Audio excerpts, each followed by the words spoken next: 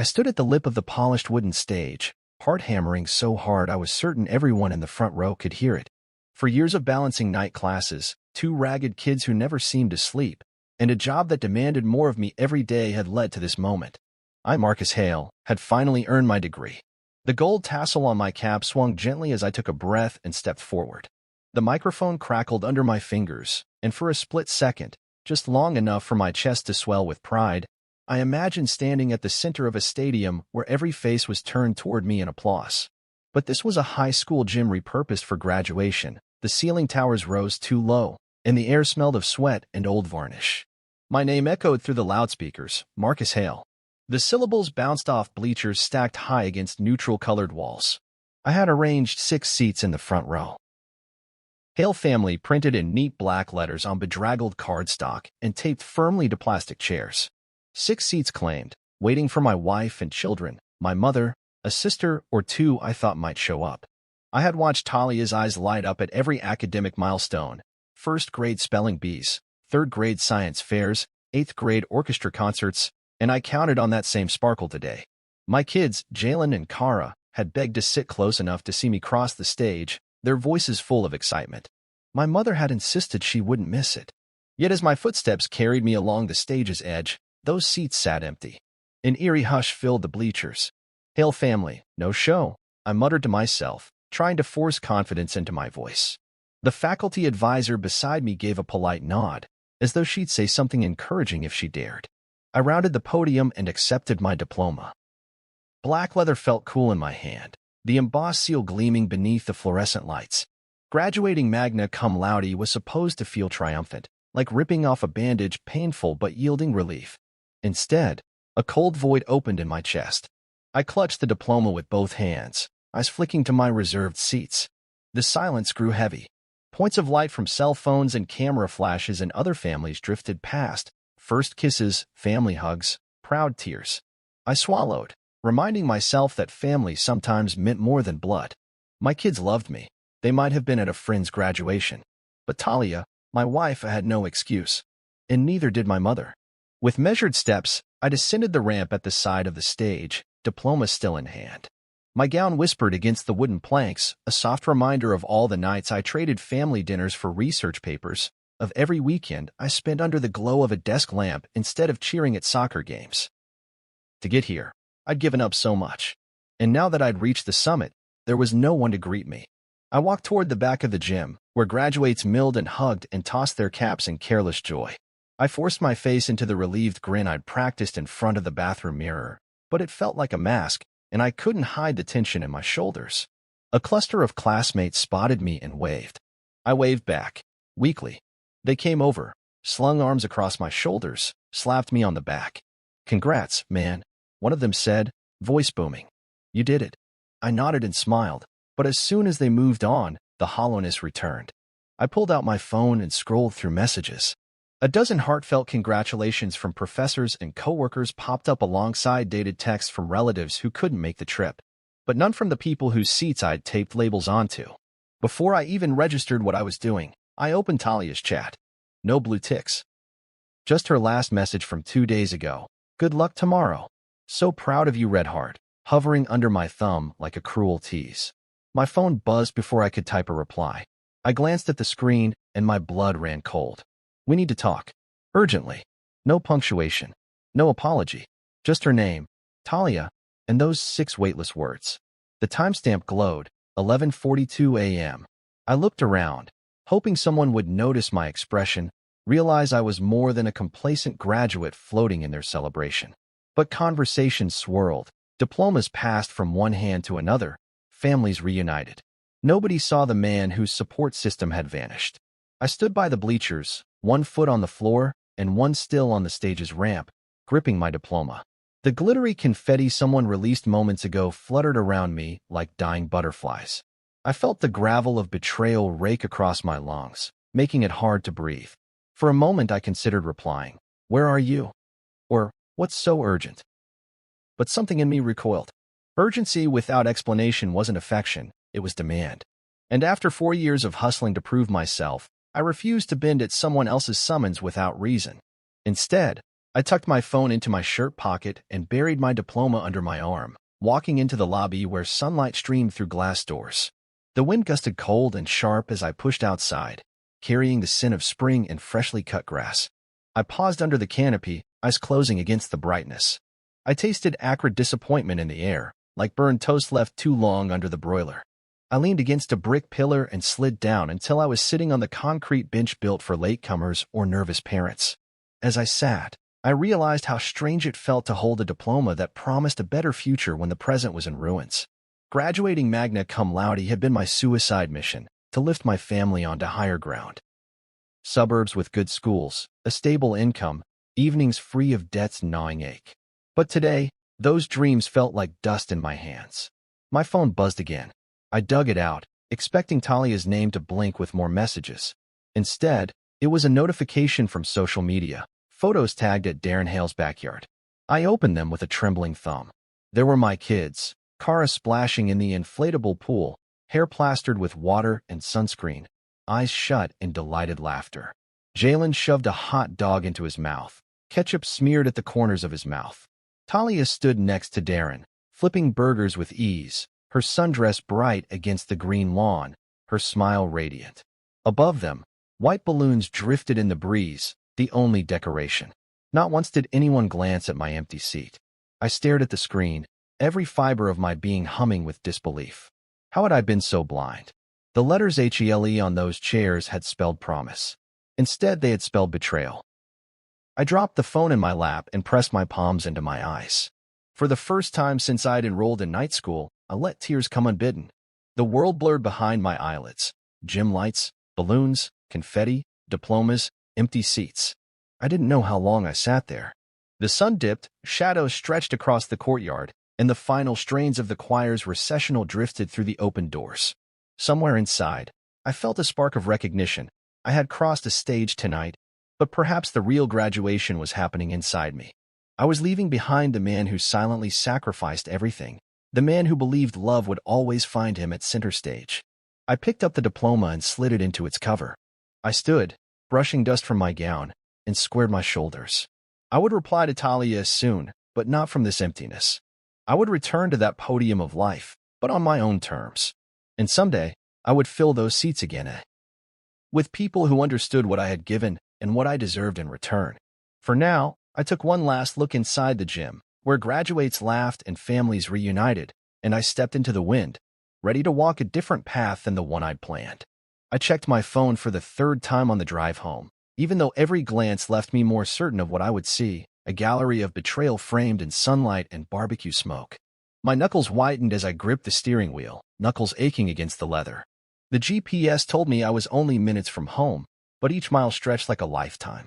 My mind played over the image I'd glimpsed in the parking lot, the sticky blue of the inflatable pool, the lawn chairs scattered like colorful islands, the children's laughter rippling through the air. I could still hear their echoes now. By the time I pulled into my driveway, my pulse hammered so loud I worried the neighbors might call the police.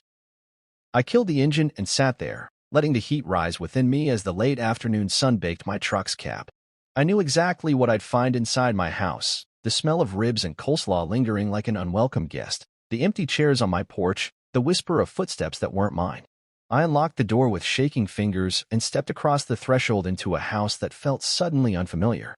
The scent hit me first, sweet smoke, the tang of barbecue sauce, the faint char of coals. It drifted from the open back door, curling around the hallway like a question I wasn't prepared to answer.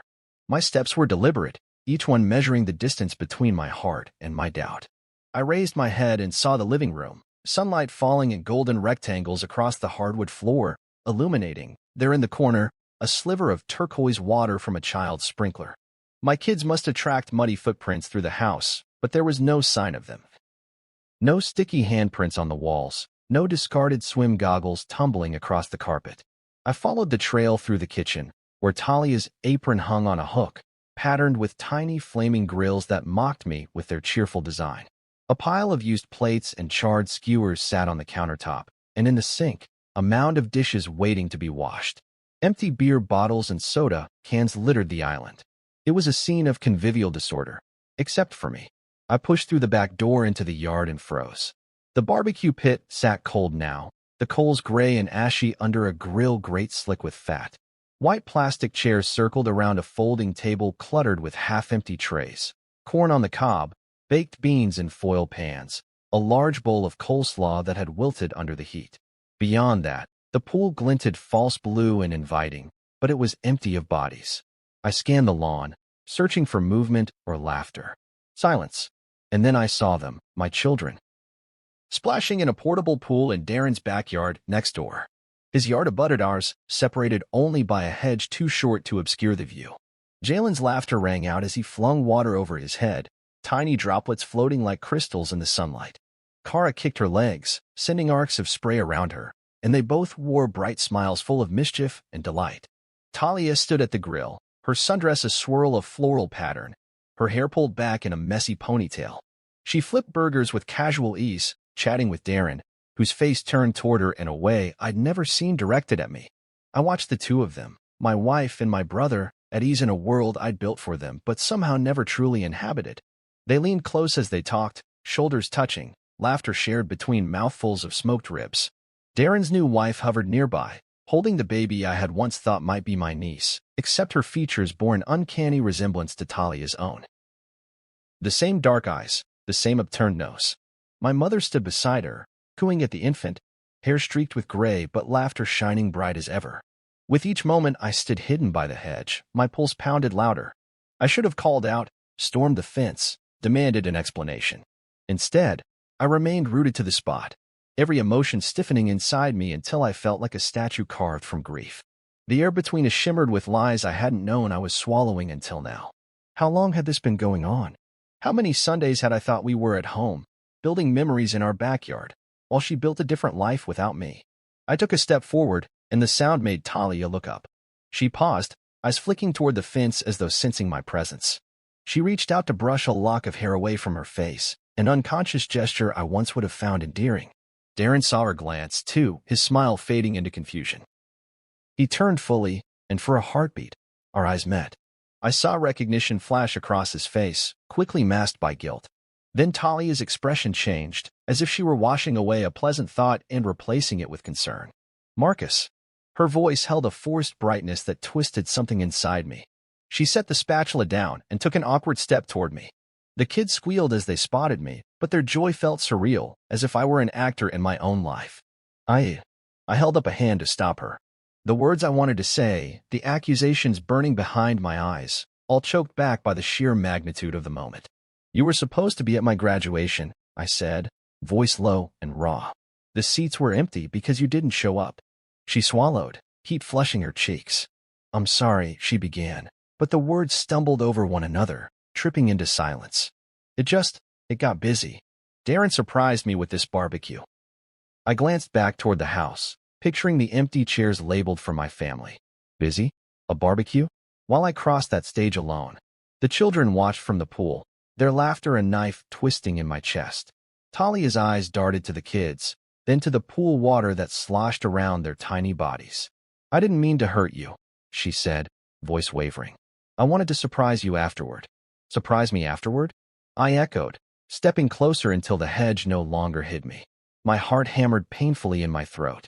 You were flipping burgers with my brother while I walked up there to get my diploma. The words hurt me to say because they were true. Darren took a tentative step forward, arms raised in a gesture of peace. Marcus, man, I didn't know. I cut him off. Don't, I said fiercely. Don't talk. He shrank back, brow furrowing, guilt in every line of his face. My mother crossed her arms, lips pressed thin. I realized then how complicit everyone else had been. They had all chosen laughter and communion over loyalty to me. The family portrait had split at the hinges, and I was left holding the pieces. Talia's face crumpled and she reached for me, but I recoiled, hurt snapping into anger. You lied, I accused. I saw the photos. I drew my phone from my pocket and held it out. The screen showed my kids, Talia, Darren, Mom, all of them happy. None of me. Don't tell me it was a misunderstanding. Tears welled in her eyes. She looked at the photos, her lip quivering, and finally nodded. I'm sorry, Marcus. She pressed her hands to her mouth as if to suffocate her own remorse. I thought I was doing the right thing. Darren said it would be okay. I didn't know what else to do. Her admission felt like acid poured over my trust. I turned away, the camera light of my phone reflecting off the barbecue pit. I could hear my own breathing, ragged with grief. The laughter of my children faded as I stalked back through the grass, feeling betrayed by every step I took. Before I slammed the door behind me, I heard her calling, voice cracking, "Marcus, please," but I didn't look back. I made my way inside, the taste of ashes in my mouth. My dreams of family and achievement lay charred on the lawn behind me. I knew then that nothing would ever be the same.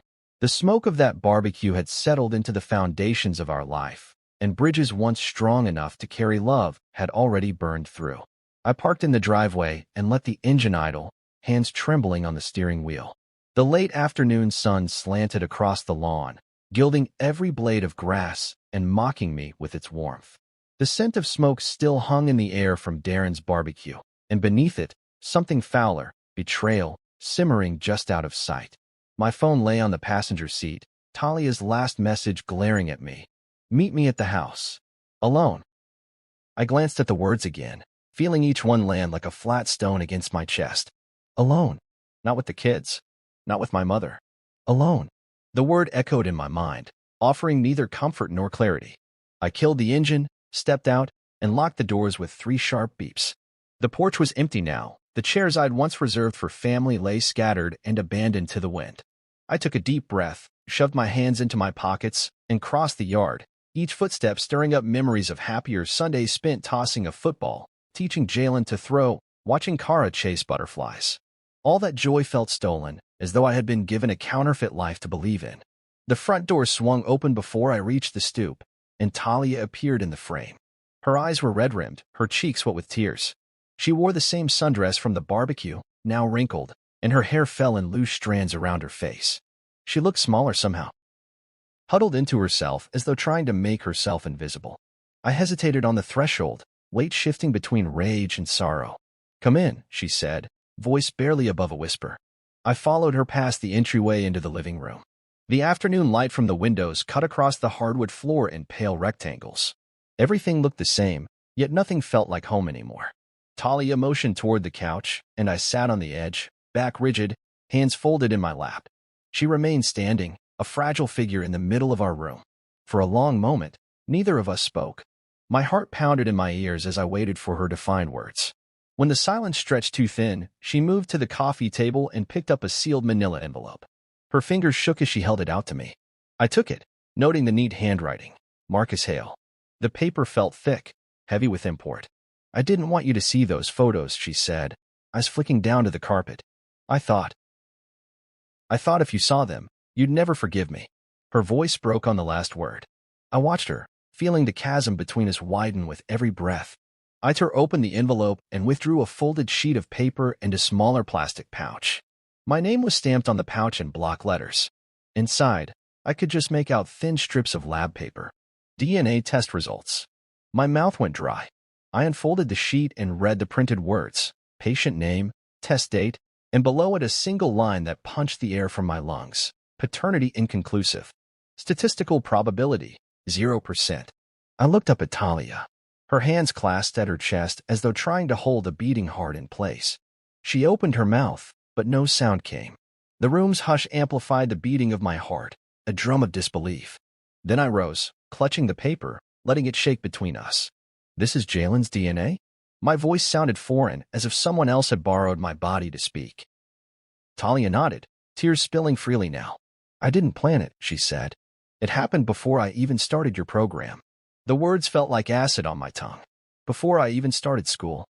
She drew in a shaky breath, as though searching for a safe space in her own voice. I thought Darren was just helping with carpool. I was overwhelmed, Marcus. You were gone so much, between classes and the kids. And one day, I was crying because I felt so alone, and Darren was there. He off. By her own guilt. I stared at her, the paper crumpling in my fist. Each syllable she'd uttered stacked another brick in the wall between us. "You thought Darren would help," I said, voice low with simmering fury. "You thought he'd be there for you." My chest tightened, hot blood rushing through my veins. "And instead, he fathered my son." Her eyes widened, shame washing across her face. "Marcus, please," she whispered. "I didn't know. I never asked. I thought he was being kind." I honestly believed Jalen was yours. She took a tentative step toward me. I love you. I love our family. The floorboards creaked beneath me as I stood, backing away from her words. Love. That word felt hollow, chewed and spat out by weeks of deceit. I pictured Darren's grin as he handed those identical burgers, watched my children play under his watch, felt the warmth of that barbecue glow even now. You love me. I echoed, laughter brittle and mirthless. You love me, but you didn't think to tell me? For 8 years. Talia flinched at my tone, eyes filling with fresh tears. She clutched at the neckline of her dress, twisting the fabric between her fingers.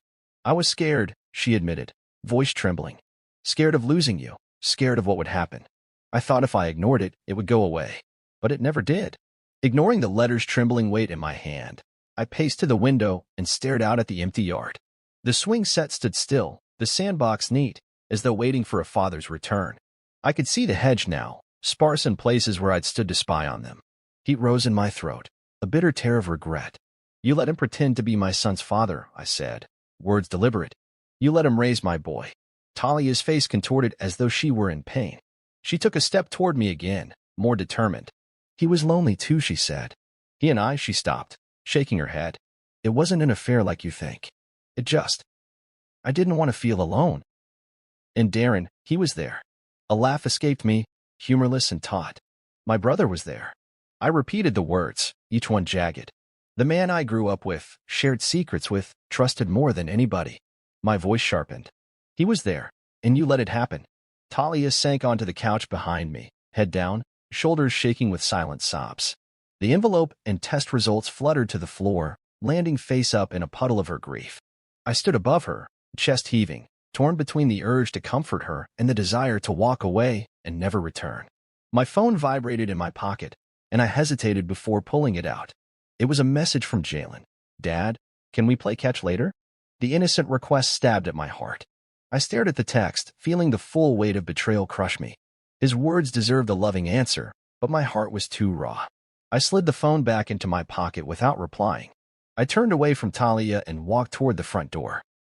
She called my name, voice ragged and desperate, but I didn't look back. I stepped outside into the late daylight, feeling the cool air wash over me, seeking to cleanse the wound that bled inside. The world seemed too bright, too unforgiving. As I stood on the porch, I realized that the envelope and the letter were more than paper and ink. They were the final proof of all the secrets that had grown like mold in the corners of our family. A single truth that had the power to drown us all. I closed my eyes, letting the wind play against my face. In that moment, everything I believed about love and loyalty shattered, and I was left holding nothing but cold reality, and a choice, to stay and rebuild, or to leave and forge a new life free of lies. Jalen's face flickered in my mind as I drove away from the house, the weight of her confession pressing against my temples. 8 years of bedtime stories, piggyback rides, scraped knee kisses, and every lump in my throat that came when he called for me on those dark nights, all built on a lie I hadn't suspected. By the time I reached the edge of town, where the streetlights gave way to open fields and the air smelled faintly of pine and promise, I made a decision. I needed answers. I pulled into a gravel parking lot outside a small clinic that closed at 6. The windows were darkened now, but I spotted a light in an upstairs office. I climbed the creaking stairs 2 at a time, each step echoing in the empty corridor. At the door, a brass plaque read Dr. Hendricks, MD, Paternity Services.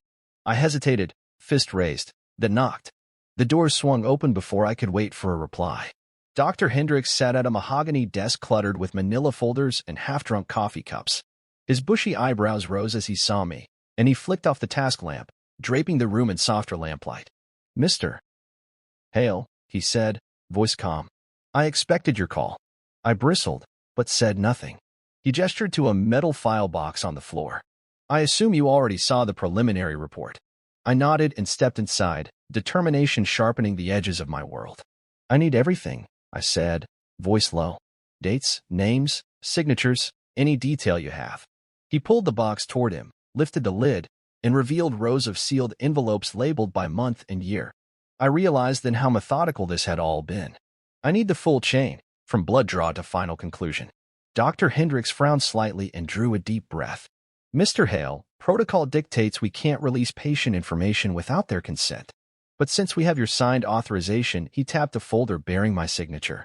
I can summarize the procedure. He reached into the box and withdrew an envelope marked June 2015. This is when your son's sample was collected. My throat tightened. That was 6 months before I'd enrolled in night school. Back then, I was still working my day job, and Jalen hadn't even started kindergarten. I watched as the doctor slid the envelope across the desk. The technician noted an irregularity common enough in pediatric samples. They retained a secondary vial for confirmation. 2 weeks later, the geneticist flagged the profile. No markers matching your blood sample. I closed my eyes and swallowed hard. Each syllable felt like salt on exposed nerve endings. So they ran it again? I asked. The doctor nodded, pulling out a second envelope, its seal pristine. Yes. They repeated the test with a control sample. Results were identical. Then they ran additional markers to confirm maternity, which matched Ms. Hale's sample perfectly. The tears I'd fought back all afternoon pricked at the corners of my eyes. I imagined the sterile lab technicians, skin slick under fluorescent light, transferring tiny tubes of blood, labeling each one with deliberate care. In their world, it must have been just another case file. To me, it was the severing of every tether that had anchored me to my home, my family, my identity. Dr. Hendricks cleared his throat, drawing me from my reverie. I'm sorry, Mr. Hale. There's nothing more here. He folded his hands atop the desk. I understand how difficult this is. You have every right to pursue legal action if you choose. His matter-of-fact tone felt like mortar setting in the walls around me. I rose and walked toward the window, staring out at the dark highway that sliced through the landscape. I felt both lost and weightless, adrift on a sea of revelations. For years I'd thought I was building a future for my children. Now I realized someone else had been constructing a parallel life, hiding it in plain sight. The lie had raised a son, my son. Under her steady hands and Darren's grin. Thank you, I said quietly, turning back. I collected the envelopes and folder, their edges sharp in my grip. Outside, the wind rattled against the window panes, as though urging me forward. I climbed the stairs and stepped into the night, the clinic's neon sign glowing faintly behind me. The darkness felt honest, devoid of pretense. I drove back through the quiet streets, mind racing. My first stop was my father's old workshop on the edge of town. I'd been there before, searching for solace in his tools and blueprints. But tonight, I had a different purpose. I needed to catalog every shred of evidence I could find, texts, photos, receipts, to build a case not just for truth, but for accountability. Inside the dusty shop, I flipped on a single bulb overhead and moved to the workbench. The cedar box my father left lay open, its contents already familiar. The pocket watch, the letter warning me about Darren, the old photographs of our family before everything cracked. I sifted through the pictures, looking for anomalies, snapshots of birthdays with 2 cakes, vacations with awkward pauses when Darren's face hovered too close to Talia's. I spotted one, a Thanksgiving photo from 2016. Talia and my mother stood at the kitchen counter, laughing as they carved turkey. Darren's new wife held a baby swaddled in pink. Jalen stood between me and the hedge, hand in mine, face lit with curiosity. I stared at the shot, tracing the date written on the back. My heart lodged in my throat. That Thanksgiving had been among the happiest days I remembered. I'd never known how hollow it was.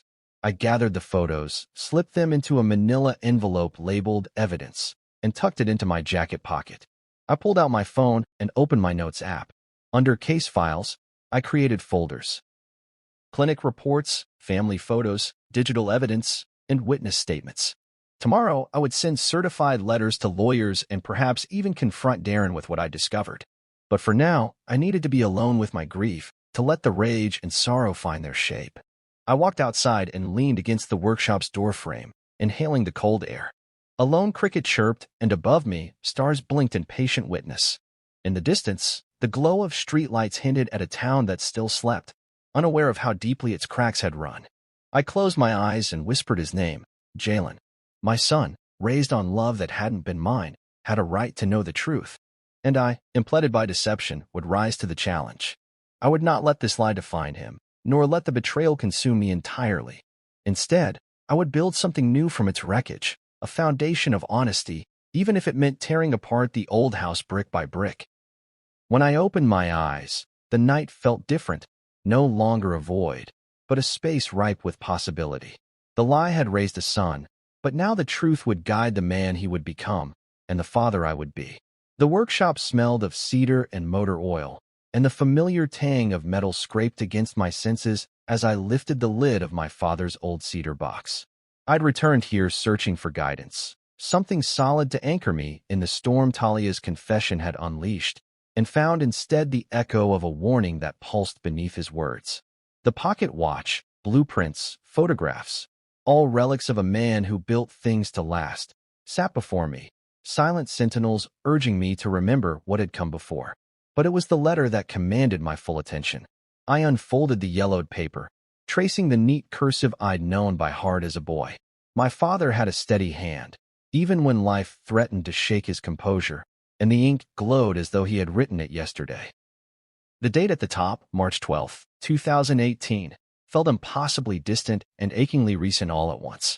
I read his salutation aloud, voice low and hushed. My dearest son, by the time you read this, I fear the world as you know it will have shifted in ways you cannot anticipate. A chill ran through me. My father had died 2 years later, peacefully in his sleep, never knowing the depth of the family fractures he foresaw. I pressed my palm against the letter and continued. If you're reading this, you've probably just been betrayed by someone you trusted. I wish I'd told you sooner, wish I'd saved you the pain of ignorance. His words tumbled through my mind. Betrayal. Ignorance. 2 words I'd never connected. I let the letter fall open and stared at the next lines. Darren isn't just competitive, he's dangerous. I caught him lying to Talia the year before your wedding, saying he'd invested in the house when he hadn't.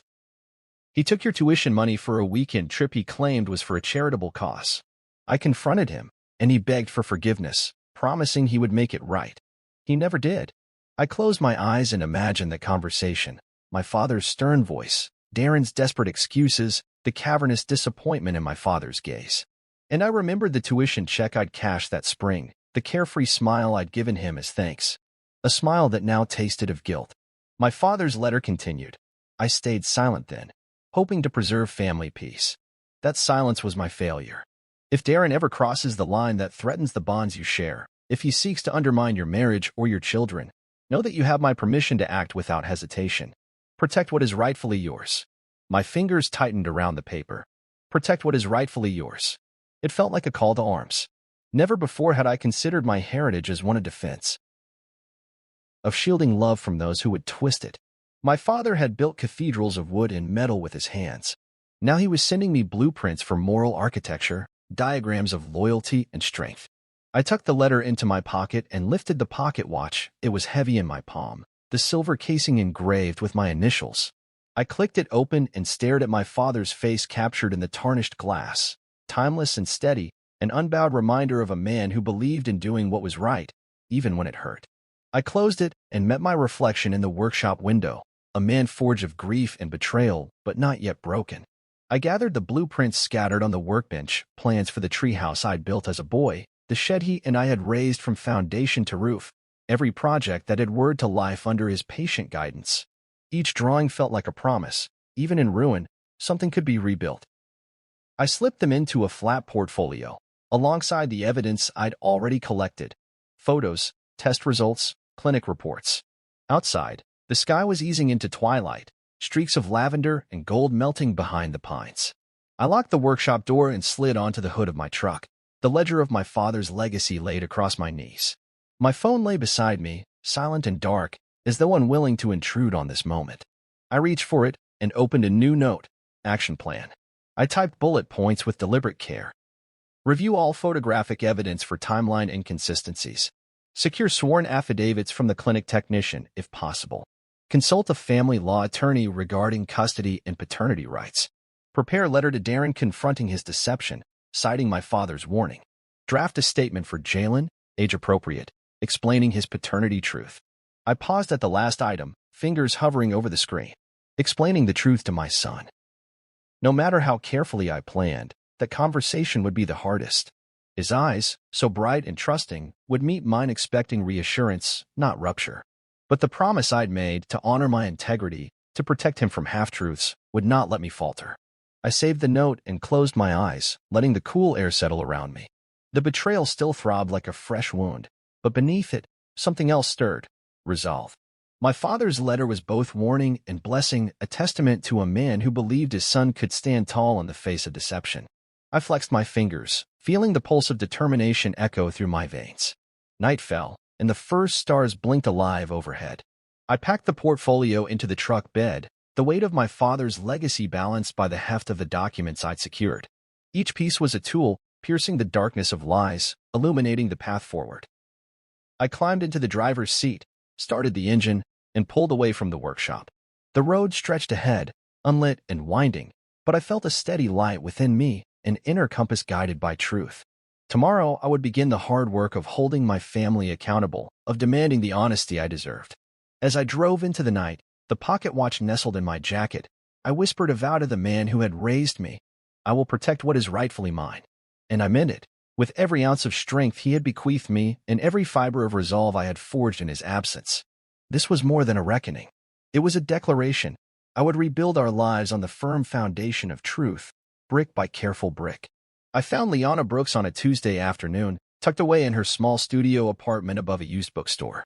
The scent of old paper and stale coffee greeted me as I climbed the creaking stairs, each step reminding me of how fragile a foundation can be. Liana's podcast, Hidden Truths, had become my lifeline after Talia's revelation, a place where betrayals like mine were aired and dissected under the harsh glare of public scrutiny.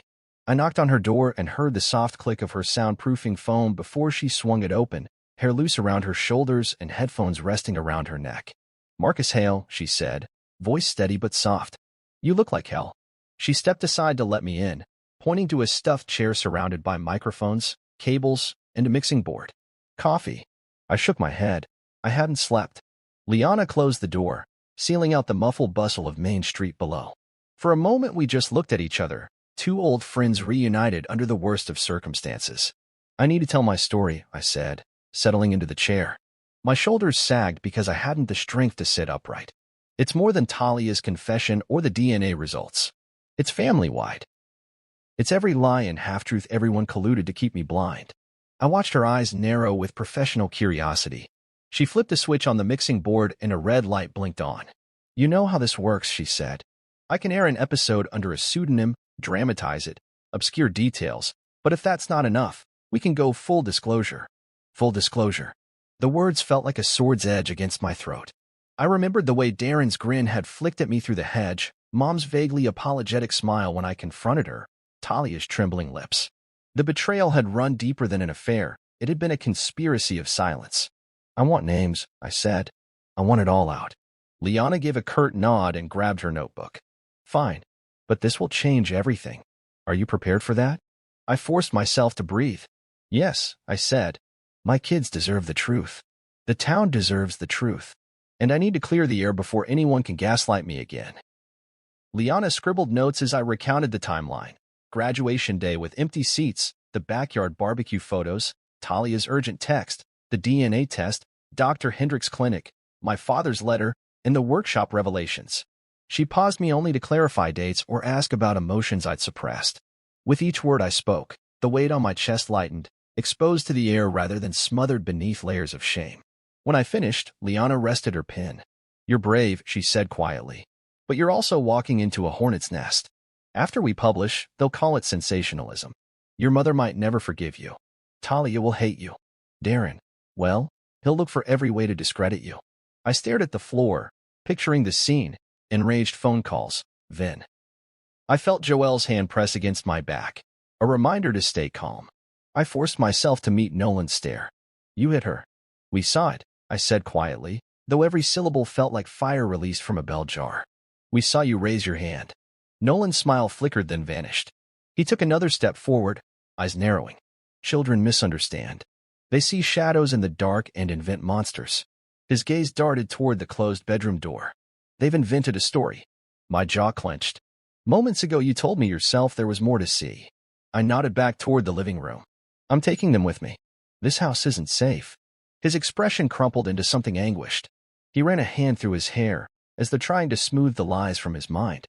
"You don't get to decide what happens in my house," he said, voice low but dangerous. I took a breath, fingers curling into fists at my sides. "I'm not leaving them here." A flicker of fury passed across his face. "They're my family," he snarled. "No, I said, tone firm. They're people who deserve safety. I glanced back toward the living room door, where muffled sobs drifted through. I won't pretend anymore.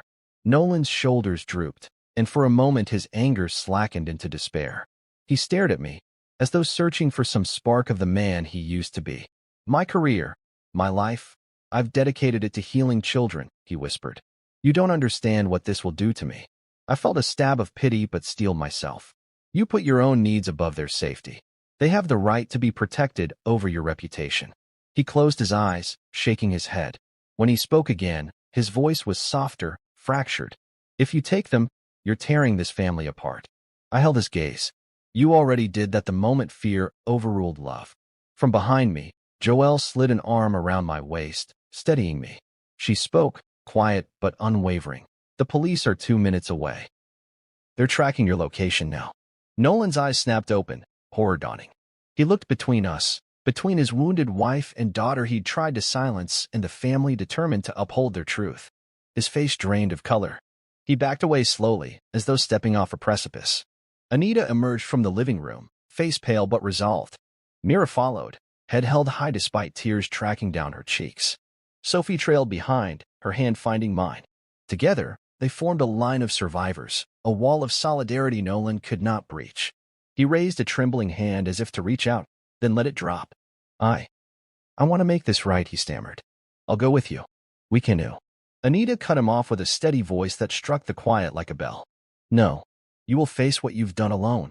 She turned, taking Myra's hand and followed Sophie and Joelle out into the hallway. I stayed rooted in the foyer, watching Nolan's shoulders quake with sobs he either could not or would not release. The silence stretched, broken only by distant sirens growing louder.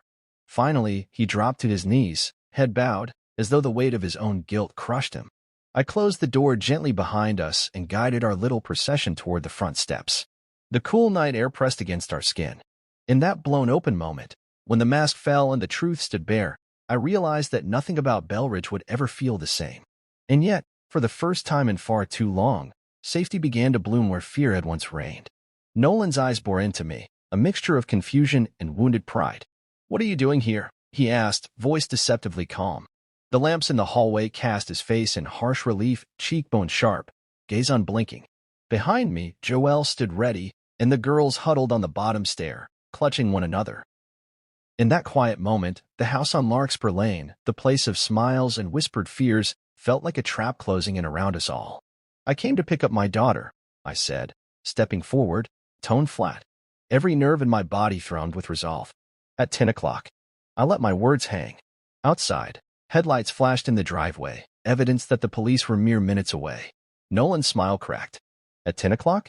His lips twisted into something like pity. It's late. He gestured behind him. Anita is resting. Mira, she's upstairs, upset. His voice dripped with false concern. I met his gaze without flinching. She's safe with me. I took another step forward, closing the gap between us by inches that felt like miles. You asked me to come. You begged me on the phone. I saw hesitancy flicker in his eyes, as though he hadn't expected us to actually show up. Good. Anita's weary form appeared at the top of the stairs, pale as moonlight in her nightgown. She leaned against the banister, bruises faintly purple beneath her rolled sleeves. Mira emerged behind her, eyes red-rimmed but fierce. Sophie followed, cheeks flushed, shoulders straightened. The four of them, a mother, 2 daughters, and my own child, were a chorus of truth Nolan could no longer drown out. He swallowed. Anita has episodes, he began again, voice trembling. You don't know what happens when he stopped, as if the lie tasted foul on his tongue. He closed his eyes briefly. She's ill. She needs care, treatment. Joelle stepped beside me, voice even but steel-edged. Physical abuse isn't an episode, Nolan. It's violence. Her words landed like stones in the hushed foyer. Nolan's head jerked up, eyes darting to Anita, then to Mira. You're manipulating this. He shook himself, as though clearing away a hallucination. She's my wife. You can't take them from me. I took a deep breath, channeling every ounce of paternal authority I possessed. You laid a hand on them. You told me yourself. I nodded toward Mira, who stood with clenched fists. They've already lost you once tonight. My voice softened only for Anita. I'm keeping them safe. Then I turned to Joelle. Get the car. Joelle nodded and pressed her hand against the wall for balance. I watched her retreat through the doorway, heart pounding. Behind me, Nolan's shoulders slumped, as though all his defenses had crumbled in that single command. He looked small and broken. He stepped toward us, voice quiet now. "Please," he whispered, "just let me explain. I never meant." Anita raised her chin, surprising strength flickering in her eyes. "It's too late for explanations." She steadied herself on the rail. "If you loved us, if you cared, you wouldn't fear the daylight." Mira stood beside her mother, jaw set. "We have proof," she said, holding up the small recorder she'd hidden in her pocket. The device gleamed in the foyer light, a tiny emblem of their courage. We backed up every file. He threatened Mom in every one of them. Sophie's voice joined in, steady despite her tears. "I won't let him hurt you anymore." She clutched Myra's hand. "He's not walking away this time." Nolan's gaze slid between the girls and his wife, lingering on the bruises that marred her forearms. His chest heaved as though he might collapse. "I'm sorry," he choked out. "I'll get help. I promise." His words were forced, heavy with desperation. I held up a hand. "The police are minutes away. They'll decide what that help looks like." I took a step closer. "Until then, this is where they'll be. With me." He blinked, brows knitting. Then he exhaled slowly, the tension leaving his posture in waves. "You're doing what you think is best," he said at last, voice small. "I understand." I nodded once. The front door swung open and Joelle appeared, coat in hand. The engine's rumble floated in from outside. I ushered the women past Nolan. Anita paused at the bottom of the stairs, glancing back once more at the home where her life had unraveled. She inhaled, squared her shoulders, and followed Sophie and Mira into the hall. Nolan remained still in the foyer, watching us move. His face was a mask of grief and resignation. I watched until the screen door clicked shut, sealing him inside both his house and his guilt. In the quiet aftermath, I realized we had done more than rescue a family. We had shattered a facade of civility that hid unspeakable harm. As Joelle closed the door behind us, I felt a weight lift from my chest. The driveway lights guided us to the waiting car, where clipboard-bearing officers frowned in concern. We loaded the girls and Anita into the back seat, and Nolan's silhouette appeared briefly at the window before retreating into darkness. I slid into the driver's seat, Joelle settling beside me, her eyes soft with relief. Sophie and Mira huddled together in the rearview mirror, comforted by each other's presence. Anita's hand found mine on the center console, her grip warm and grateful. I started the engine and pulled away, Larkspur Lane fading behind us. In that moment, I understood that true safety isn't built on perfect houses or polite smiles. It's forged in the courage to open a door and heed the truths whispered from within. Tonight, we had done just that. We rolled to a stop in our driveway under the soft glow of the porch light. The air was thick with the smell of damp earth and fallen leaves, crisp enough to sting the skin. Joelle shut off the engine, and the car fell into a hush punctuated only by the distant hum of sirens that were surely winding their way toward Larkspur Lane. In the back seat, Sophie and Mira exchanged a glance, a mixture of relief, fear, and fragile triumph. Anita sat between them, her posture trembling but strong, as though she were just discovering muscles she never knew she had. I turned in my seat to face them. "You're safe now," I said, voice low. "We're going to make sure you stay safe." I unclipped Myra's seatbelt first, then Sophie's, and we all tumbled out into the evening chill. Joelle rounded the car to open the rear door for Anita. The family spilled free of the sedan in a bright cluster of jackets and blankets, a makeshift force field against the dark. Anita drew in a shaky breath, hand pressed to her chest as though feeling her heart still pulsing beneath every rib. Thank you," she whispered. Her voice cracked, but she didn't look away. I stepped forward and offered my arm. She took it, slipping her fingers through my elbow crease, and we began the short walk to the front steps. Mira and Sophie marched side by side, their shoulders squared. Behind them, Joelle and I followed, an unspoken pact linking our steps. We climbed the porch steps and crossed the threshold. Inside, the lights shone warmly against polished hardwood floors. The living room was silent. Unlike the frantic commotion we'd left behind, it simply waited. I guided Anita to the couch and helped her settle with pillows at her back. Joelle appeared with a mug of hot tea for her, steam curling like a promise of comfort. Sophie padded barefoot into the kitchen to fetch blankets, leaving Mira on the couch beside her mother. Mira folded her legs beneath herself, rubbing her arms for warmth. The lamp's soft light landed on the bruise-patterned sleeve Anita had rolled back down, the faded purples and yellows like bruised petals. It caught on Myra's wide eyes. A low knock sounded at the front door. I paused, pulse picking up again. Joelle laid a hand on my arm. "It's them," she said quietly. I straightened and wiped my palms on my jeans, then moved to open the door. 2 police officers stood on the porch. Officer Harris and his partner, Officer Patel, faces sympathetic, badges catching the glow of the porch lamp. Patel nodded to me. "We've got questions," she said, interlacing her gloved fingers. "Do you mind if we come in?" I stepped aside. "Of course." I led them into the living room, where Anita sat clutching her tea and Mira watched from her armchair. Sophie hovered near the mantel, watching the officers with guarded curiosity. Harris cleared his throat. "Mr. Harrow, Mrs. Harrow, we're here to ensure everyone is safe, and to follow up on the evidence your daughter and her friend provided." His eyes flicked to Mira and Sophie. "You two did something brave tonight." Mira nodded, chin quivering. Patel stepped forward. "We need to take statements. We also need to photograph those injuries." She gestured toward Anita's exposed arms. "Is that all right?" Anita's lips pressed together, then parted. "Yes," she said firmly. "You can document everything." She rolled up her sleeves to reveal the full length of bruising. Sophie and Mira exchanged a glance, a mirror of solidarity and vulnerability, and then Harris retrieved a camera to record the injuries. I watched the scene unfold, heart pounding but steady. This was what we'd fought for: truth, accountability, protection.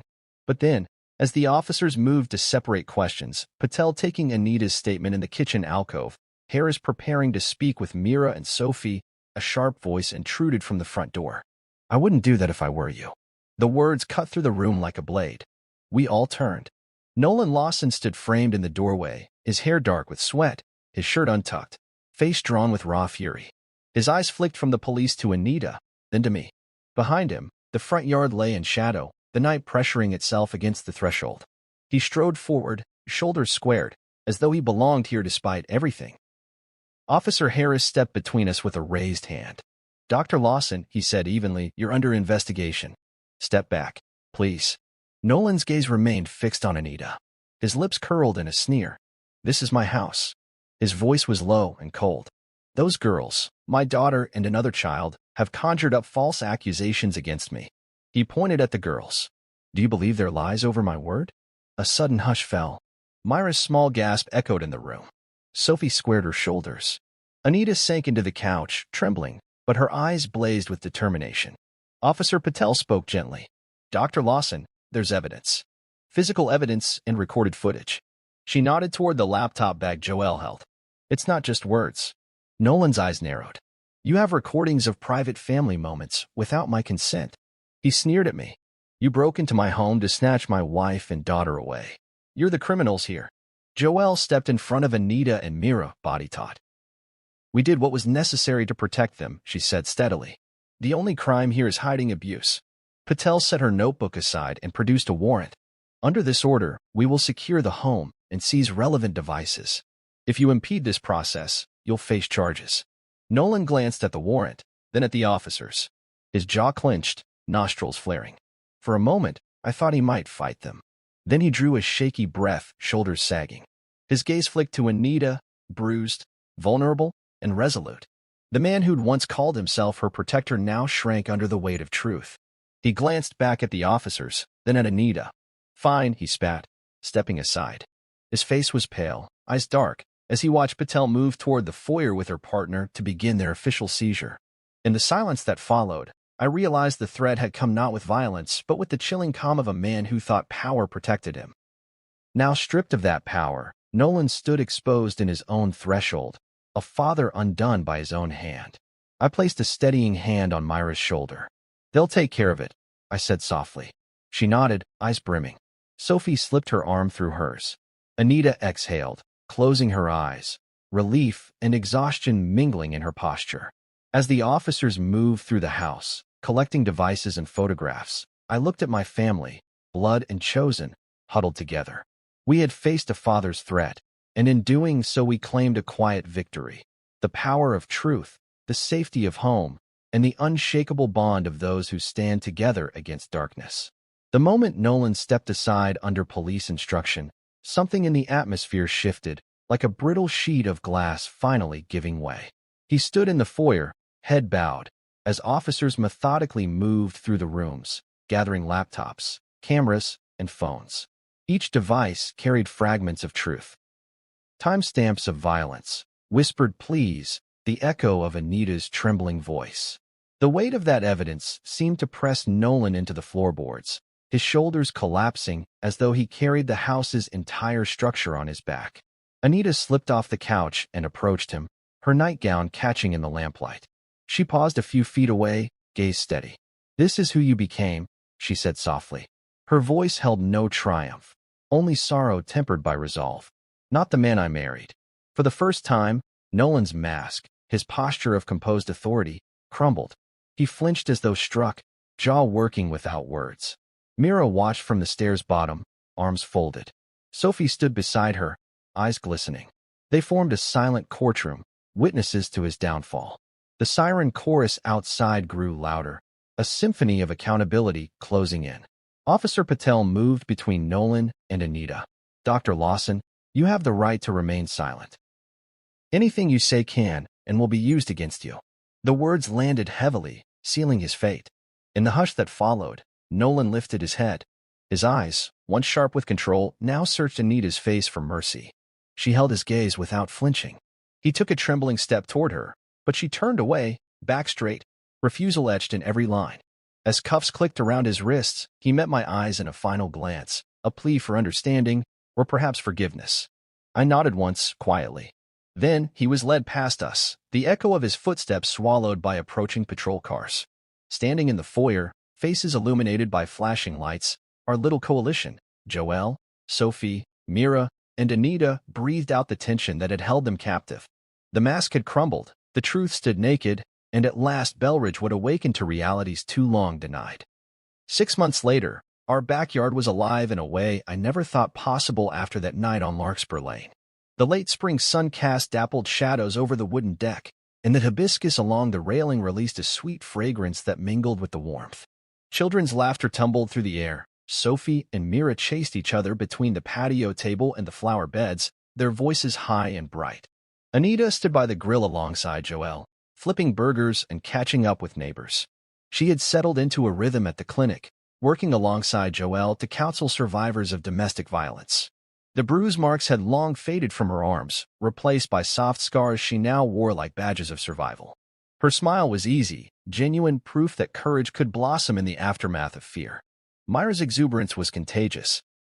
She bounded over to Sophie, carrying a prop dagger from last week's drama club production, and immediately launched into an animated retelling of her monologue.